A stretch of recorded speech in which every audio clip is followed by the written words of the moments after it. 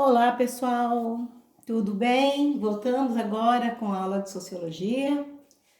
Eu vou fazer uma recapitulação, não vou fazer chamado, porque eu já fiz aula de Filosofia, né? Eu espero que todos vocês estejam assistindo às aulas. Pelo que eu vi lá, tem algumas pessoas que não entraram todos os alunos. Então, por favor, não deixe para ver isso, para não ficar muito tarde e depois ficar difícil para vocês, ok? Que vai computar nota depois. Nós estamos na nossa quinta aula online, né, de Sociologia. Eu vou fazer então uma recapitulação das tarefas, aquelas tarefas que vocês terão que nos entregar fora esse sábado no outro para nós estarmos, né? Para valer a nota livre. Então, assim, a primeira tarefa que eu mandei para vocês foi da página 18, que é a hora do estudo, né? Era para vocês fazerem como tarefa, não das aulas online ainda. Isso foi no dia 26/3. Depois, no dia 2/4, eu pedi para vocês fazerem uma pesquisa sobre o surgimento da sociologia, para entregar em folha separada. Então, observe assim, essas que é para vocês entregarem em folha separada, eu vou pedir para vocês colarem no lugar que tem a tarefa, cola na apostila e coloquem a data. Porque daí vai facilitar tanto para o Vistar quanto para vocês também terem noção, né? Ter certeza do que fez. Então, essa tarefa do dia 2/4, colhem na apostila, tá? Ali na apostila 1 e coloquem a data. Todas as tarefas, então, a partir de agora, coloquem a data na apostila para vocês, para a gente, para ficar mais organizado o nosso trabalho, ok? Então, nós começamos aí então, com essas atividades. Depois, as aulas online. Nós começamos, eu fiz uma introdução novamente sobre o surgimento da sociologia, e aí vocês ficaram com uma tarefa da página 23, que é o exercício 1 e 2 da atitude sociológica, né? Então, só coloquem a data aí da aula, ok? Que tá nos slides. Coloquem essas datas para vocês não se perderem. E eu vou colocar na minha apostila também depois isso, ok? Já foi feito, que era em cima do conteúdo trabalhado. Depois nós temos ainda na apostila, na página 28, da segunda aula de online, né? Organiza as ideias, que era para vocês colocarem, é só um exercício, tá? Era para vocês associe as informações no que se refere aos 3 estados do conhecimento de Augusto Comte e justifique suas respostas. Então, era vocês colocarem a numeração, né, e justificar as respostas de acordo com o que você assinalou. Também foi tarefa dada. Depois nós viemos, tem a hora de estudo também, da página 30. Também foi tarefa dada nas aulas online. Feito isso, nós fomos para o caderno de atividades, que eu fui fazer aquela revisão de conteúdos no caderno para resolver as atividades do caderno de atividades, ok? Então, vocês terão que trazer a apostila e o caderno de atividades, certo? Aí nós temos, no caderno de atividades, tem questões que vocês têm que colocar a opinião de vocês, né? Então, assim, faça com carinho, não faça, né, com garranchos. Eu quero entender o que vocês vão escrever, né? Aqui na atividade, no exercício número 5 da página 4 do caderno de atividades, diz assim, tem o texto para vocês lerem, né? O texto sobre os homens que costumam atribuir bem-estar, que usufruem aos grandes altos e baixos da sociedade em que vivem, né? Que é o texto. Aí tem aqui a cobrança. Com suas próprias palavras, explique como a imaginação sociológica concebe a relação entre indivíduo e sociedade. Lembra que a gente comentou lá sobre o que seria imaginação sociológica? É aquela atividade aquela habilidade que nós temos de interpretar os textos sociológicos, as vidas que a gente vê, as atitudes das pessoas, né? Então, coloquem aqui com suas palavras o que você entendeu por imaginação sociológica, que vocês tenham exemplificado na apostila. Coloque com duas palavras o que você entendeu, ok? Depois, na página 5, vocês têm a letra B. De acordo com suas próprias experiências, apresente um exemplo da relação entre indivíduo e sociedade, tal como concebida pela imaginação sociológica. Aí vocês vão colocar também a ideia de vocês, né? Nessa imaginação sociológica, na sua própria experiência de vida, o que você entendeu por ela? É possível com que a gente entenda a vida em sociedade, a vida global, que a sociedade está incluída, né? Então, coloque aqui com as ideias de vocês. Letra C. Em sua opinião, é importante desenvolver a imaginação sociológica? É importante? E por quê? Se nós desenvolvermos a imaginação sociológica, o que é que vai acontecer? O que é que a gente pode estar adquirindo, estar compreendendo que vá a favor da sociedade? Sempre pensando o bem para a sociedade e não o bem só para mim, certo? Depois nós temos ainda na página 5 o exercício 7. Para vocês lerem o texto, né, de Brian, e vocês têm aqui, ó, refletindo com base no fragmento de texto, responda. Como a sociedade vive em você? Aí a resposta é tua. Como a sociedade vive em você? Ao responder, considere que mais importante do que indicar os grupos sociais nos quais você está inserido, como a família e a escola, é fundamental descrever como seus pensamentos e sentimentos individuais podem ter sido influenciados e até mesmo determinados por suas relações socioculturais. Então, como é que você vai descrever como você vê, como você pensa, como é que você sente, né? Estar inserido nessa sociedade no qual você vive. Essa intenção é para que você faça uma análise pessoal mesmo, para que você se entenda o positivo do que a sociedade já repassou para você nesse tempo todo da sua vida, ok? Depois ainda, na 7 não tem nada, na 8 também não. Na página 9, nós temos aqui textos, né? Que é o exercício 5. Textos para vocês lerem, são o texto 1 e texto 2 e texto 3, né? Sobre o trono real não é o trono de um homem, mas o trono do próprio Deus. Os reis são deuses e participam de alguma maneira da independência divina. O rei vê de mais longe, de mais alto. E de mais alto, deve acreditar que ele vê melhor. Né? O outro curtinho, o Estado sou eu. E depois tem as leis, né? Os artigos para vocês lerem. Em cima dessa leitura, vocês vão então ter uma atividade para ser resolvida. Quais foram as principais transformações políticas provocadas pela Revolução Francesa? Lá, quando a gente viu na Revolução Francesa, na apostila de vocês também tem, nas aulas também fiz, né? Quais foram as transformações políticas provocadas por ela? Aí você pensa, dá uma olhadinha lá e pensa o que foi que interferiu, marcou alguma coisa no antigo regime, houve mudanças, né, da burguesia, houve igualdade e liberdade, lembra lá da frase? Pensem, né, se não tivesse acontecido essa Revolução Francesa, se não tivesse essa luta pelos direitos, né, de igualdade e liberdade, o que teria acontecido com a sociedade, a nossa contemporânea, por exemplo, né? Então, é para você analisar. Se você não se recordar bem, só dá uma lida lá no texto de vocês, que é bem curtinho, da apostila, que dá para vocês resolverem. Feito isso, né? Nós terminamos a apostila 1 e vamos para a apostila 2, continuando o conteúdo que nós estamos vendo. O nosso conteúdo da segunda apostila, ela começa lá com socialização. Eu já fiz uma introdução para vocês, né, na aula anterior, e hoje eu vou aprofundar com a apostila, vocês vão seguir na apostila. Eu fiz praticamente seguindo a apostila de vocês para ficar mais fácil, certo? Então, começando aí só fazendo uma reflexão sobre nós, como é o nosso cotidiano, como a gente consegue, como a gente começa, né, a inserir na sociedade. Vocês acham que o ser humano ele vive de forma isolada? A gente consegue viver sozinho, sem um contato com outras pessoas? Estamos numa época aí também de isolamento, né? Vamos voltar aí no nosso conteúdo. Estamos vivendo em isolamento. É fácil ficar dentro de casa sem ter uma... Se não tivéssemos internet, né? Tivéssemos relacionamentos via internet, como seria esse isolamento nosso? Seria fácil?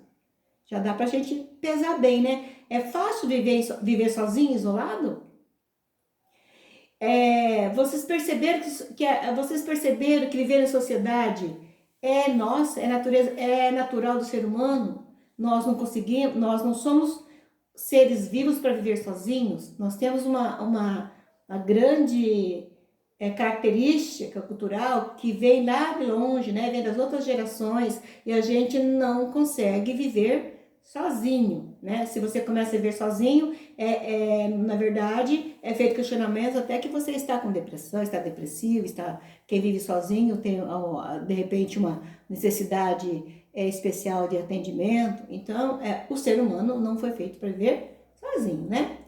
É, nós, nós dependemos, para nós existirmos e nós temos esses hábitos, esses costumes que nós temos hoje, vem de gerações passadas, vem de outras, de sociedade anterior. Tanto vocês quanto eu, quanto todos nós. Nós temos as normas que mudaram as práticas, os costumes, mas nós somos herdeiros dela, né? Sem ela nós não estaríamos aqui.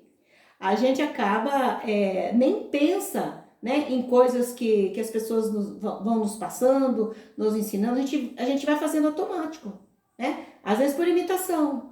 A gente começa a fazer as coisas, né? Por quê? Porque a sociedade, ela vem lá de trás e a gente vai só repetindo o que as pessoas nos passaram.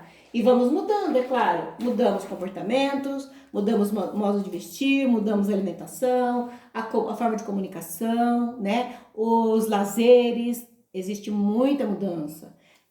Na minha época, enquanto criança, eu não tinha nada de tecnologia para brincar. Eu ia brincar para fora, quando me deixavam, que não era todo dia, nem toda hora. Né? Então, hoje não. Hoje as brincadeiras, os contatos são totalmente diferentes.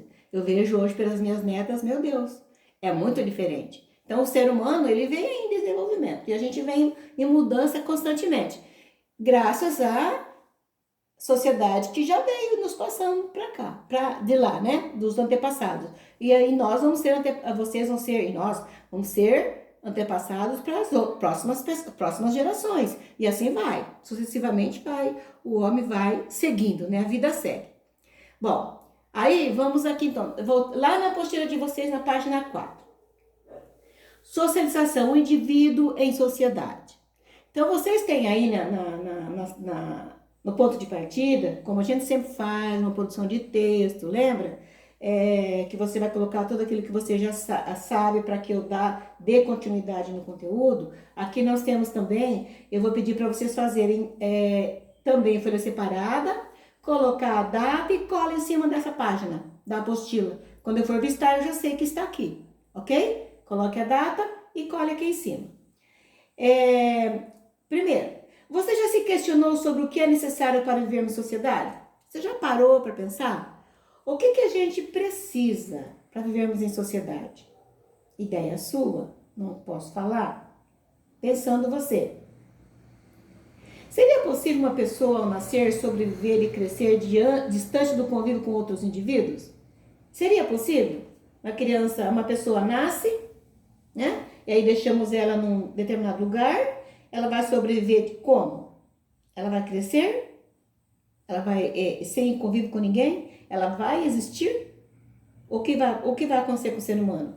Já tinha falado para vocês que nós somos os seres humanos, o ser vivo que não consegue viver sozinho. Se eu colocar um animal e uma pessoa do lado, eu vou deixá-los ali por um tempo, né? O animal vai em busca da alimentação, vai sair do lugar, vai tentar né? E nós não, nós ficamos o quê? Chorando, gritando. E se ninguém aparecer, nós vamos acabar o quê? Morrendo, porque a gente não consegue. Nós dependemos do outro para comer, para dormir, em toda situação. Nós somos dependentes um do outro. Nós somos indivíduos que não somos sozinhos. Não conseguimos viver sozinhos. Precisamos do outro, da companhia do outro. Terceiro, será que os seres humanos nascem com habilidades sociais previamente programadas ou necessitam desenvolvê-las por meio do contato com os outros seres humanos? O ser humano nasce já sabendo que tem aquela habilidade para ele se arrastar, gatinhar, sentar e levantar? Ele já nasce com essas habilidades? Já é programado? E aí, com o passar do tempo, ele faz sozinho? Sem ele perceber que tem outras pessoas, outros seres humanos que estão tendo outra atividade, outro comportamento? Será? 4. Até que ponto somos resultado das influências dos outros à nossa volta? Até que ponto, né, nós nos deixamos influenciar pelos outros em nossa volta? Então, isso aqui você vai colocar com as suas ideias, né? Fazendo uma folha. Veja, tem 4 questionamentos, 4 parágrafos.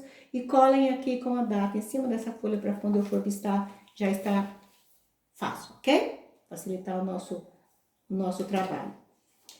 E aí, então, vamos lá pro processo de socialização, que a gente já conversou, já falamos, né? Um pouco sobre isso na outra aula. Eu coloquei aqui uma imagem, essa imagem tem na apostila de vocês. Então, nós temos aqui um bebê deitado de perninha para cima. E não vamos esquecer que quando ele nasce, se a gente colocar ele de lado, ele fica. Se a gente colocar ele de bundinha para cima, ele fica, né? Se colocarmos de barriga para cima, ele fica. Ele só vai começar a se movimentar, porque nós vamos mexendo, orientando e vira para cá, vira para lá, cuidando da cabecinha para não ficar uma cabeça chata, né? Que mãe tem muito disso, médico também. Então temos que estar movimentando. Outra coisa. Essas perninhas, ele começa a levantar as perninhas, sim, ele começa a bater, sim, mas nós vamos, né, instigando para a criança enxergar, né, olhar, olha a mamãe aqui, a gente passa a mão para ver se a criança está enxergando, para ver se ela está nos seguindo com o olhar, né, então tudo isso depende da mãe, depende da mãe não, dos pais, dos seres vivos, de quem está ali em volta, né. Depois a criança já começa a virar de bruço. É a coisa mais linda quando nosso filho vira de bruço, né? E começa a erguer o pescoço, fortalecer a coluna. A gente fica ali atento, a gente fica muito feliz porque é um ser em desenvolvimento e a gente está vendo que ele está desenvolvendo normal. Depois dessa virada, o que ele começa a fazer? A ficar de 4 pés, a querer engatinhar. Aí ele começa a engatinhar, arrastando os joelhos e as mãozinhas, porque ele consegue. Aí fica em pé do lado do sofá, começa a levantar, porque a gente fica ali, né? Fazendo com que ele faça isso. Depois ele começa a sentar sozinho, fica sentado sozinho, sem cair, nem nada, bem, né? Com a coluna já fortalecida. E depois o último passo é o quê? Ficar em pé. E quando ele fica em pé, ele começa a querer andar. E para ele andar, a gente começa a ensinar, vem aqui, chamando, né? Então, quem tem irmãozinhos aí sabe que é assim. Então, esse é o desenvolvimento do ser humano. Se nós não fizermos isso, deixar ele ali sozinho, deitadinho, ele não vai ter esse desenvolvimento. Porque quem nos ajuda são as pessoas, são os cuidadores, são as pessoas que cuidam da gente, né? Por isso que é importante, quando a gente deixa o nosso filho com alguém, precisamos trabalhar e deixar com alguém, a gente precisa ter alguém que saiba o desenvolvimento de um ser humano para que essa criança não seja judiada, né? Para ter mais cuidado com o desenvolvimento dele. E aí também na fala, começamos a ensinar a falar, a balbuciar palavras. Se falar mamãe primeiro, a mamãe fica muito mais feliz que o papai. Se falar papai, o papai fica mais feliz que o papai, né? Vovó, que é no meu caso. Os irmãos que começam a falar até com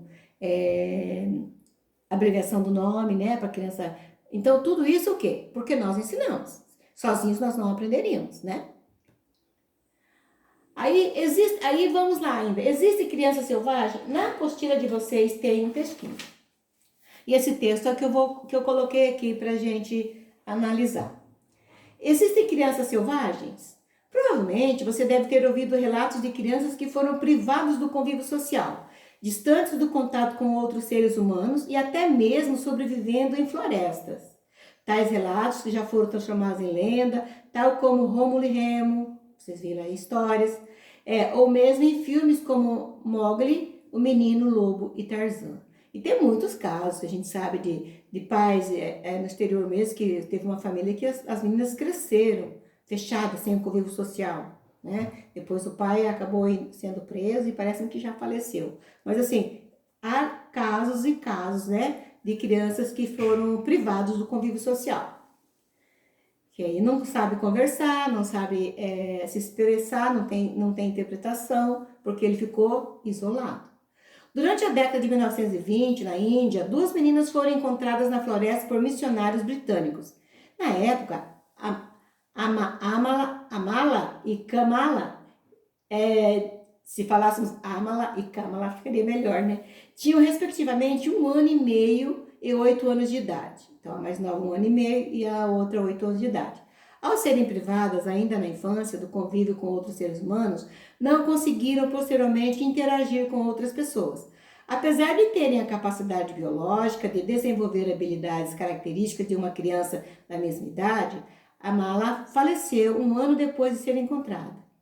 Kamala foi sendo ressocializada pelos missionários. Chegou a aprender a andar como bípede e a pronunciar algumas palavras, mas não adquiriu fluência na comunicação, porque ela já tinha 8 anos, né? Casos como esse de crianças selvagens demonstram a importância da vida em sociedade para o desenvolvimento de capacidades cognitivas e intelectuais. A ausência dessa convivência afeta o desenvolvimento cognitivo e dificulta a interação social. Capacidade cognitiva é aquela capacidade de retenção de aprendizagem, né? Cérebro. Né? Intelectual é também a potência, o potencial de cada um de aprendizagem. Então, se você não tem esse convívio, você acaba não interagindo com as demais pessoas e fica complicado o teu relacionamento, né? Então, essa imagem aí das crianças selvagens mexe um pouco com a gente, olhando assim, parece que foram abandonadas, né? Mas elas foram, sim, privadas, né? Do convívio social e viveram no meio dos lobos. Então, o que elas falavam? Elas emitiam ruídos. Se a criança ficar convivendo com o gato, ela vai ficar miando, porque é a fala do gato vai acabar, né? Copiando do cachorro, né? Então, a alimentação, vai comer o quê? Vai comer agachado, de 4 pés, não vai usar talheres para alimentação, né? Então, tudo isso é a falta do convívio social. Eu coloquei até aqui a imagem das meninas, esqueci de passar, né? Elas aqui deitadas. A imagem ficou meio comprida, né? Mas é a imagem da apostila de vocês. Dá para vocês prestarem atenção aí na apostila de vocês. Ok? Depois, a forma de aprender também, que nós temos muito, que as crianças fazem, né? Que ajuda muito o ser humano, é na imitação. Quando você tem crianças pequenas, essa imitação dessa imagem que a apostila traz é bem interessante, porque esse processo de socialização é importante. A gente aprende imitando. Dirigir enquanto você é criança, você aprende imitando o pai no volante. Né? Toda criança gosta de sentar no carro do pai ali e fazer de conta que está dirigindo, né? Ele está imitando o pai. A filha na cozinha, tentando imitar a mãe, tentando limpar. Hoje, meninos vão para a cozinha junto com a mãe para tentar fazer comida, imitando. Então, tudo é imitação. Isso vem, né, da nossa sociedade, que vem nos passando. É a linguagem que nós vamos desenvolvendo e vamos adquirindo os nossos conhecimentos. Aí nós temos as instituições sociais, né? O que são as instituições sociais? Elas são responsáveis, influenciam muito na maneira da gente ver o mundo. A família, os vizinhos, os professores, são, de acordo com o meio que você vive, vai influenciar de que forma você vê o mundo, você visualiza o mundo. Apesar de que eu posso dizer para vocês que tem muita coisa que sai desse patamar. Tem crianças, tem pessoas que acabam vendo, entendendo um mundo diferente e vai em busca daquele mundo que ele estava querendo. E às vezes o resultado é bem positivo, né? Então essa socialização que nós temos, que nos ajuda, dos nossos pais, né? O pai que é médico, o pai que trabalha como advogado, o pai que é comerciante, o pai que é vendedor de produtos na beira da praia. Então, a criança, ela vai convivendo com esse meio. E aí, esse meio é que vai fazendo com que ela vá desenvolvendo socialmente, né? Até nos papéis que ela vai exercer depois. Aí nós temos aqui na atitude sociológica, as instituições que nos ajudam, que está para nos ajudar a exercer um papel na sociedade. Primeiro, a imagem a seguir representa algumas instituições sociais, tá? Então, nós temos o padre. Qual é a obrigação do padre? Estabeleça o acesso ao sagrado e ao espiritual. Essa é a instituição religiosa. Aí nós temos aqui o pai, a instituição família, do amor, alimento e educação, função do pai. Depois nós temos aqui o guarda, estabeleça o ordem e o controle social, podendo usar força, que é a polícia, que é a segurança, né? Ele estabelece a ordem. Será que está fazendo isso na nossa sociedade? Eles estão cumprindo esse papel? O padre, o pai, o soldado, né? O policial. Depois nós temos aqui, forneça informações relevantes sobre o que acontece no mundo. Quem que é esse? É os jornalistas, né? Os repórteres. Eles fornecem informações tudo que vai acontecendo no mundo. Veja, nós estamos vivenciando isso também, né? As informações do Covid-19, né? Será que eles estão fazendo, não tem fake nisso, estão estabelecendo essa ordem? Aí depois nós temos ensino, conteúdos formais legitimados na sociedade. É a função da instituição escola. Então nós temos aqui a instituição. Primeiro, a escola, depois a mídia, né, os repórteres, depois policial, que estabelece a ordem, depois o pai e a mãe fornecendo educação, né, o alimento, e a igreja, que oferece o acesso sagrado. Então, se nós formos olhar, temos que começar padre, pai, essa ordem, será que está certa? Né? Se a gente começar a analisar, a imagem a seguir representa algumas instituições sociais, tá? Elas representam igreja, família, segurança, informação e ensino. Observe aí e responda as questões propostas.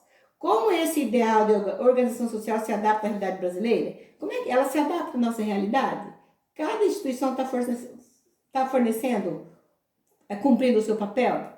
Vale a interpretação representada pela ilustração para o caso brasileiro? No caso, nós. Vale essa interpretação do papel de cada um? Aí vocês vão colocar com as ideias de vocês. Podem responder aqui na apostila mesmo, embaixo, né, da atividade, beleza? Depois nós temos uma leitura, dentro da leitura sociológica, nós temos aqui, para complementar, eu já tinha falado para vocês sobre Émile Durkheim, né, o sociólogo francês, que é tido como pai da sociologia. O texto diz assim: quando desempenho minha tarefa de irmão, de marido ou de cidadão, quando executo os compromissos que assumi, eu cumpro deveres que estão definidos fora de mim e de meus atos no direito e nos costumes.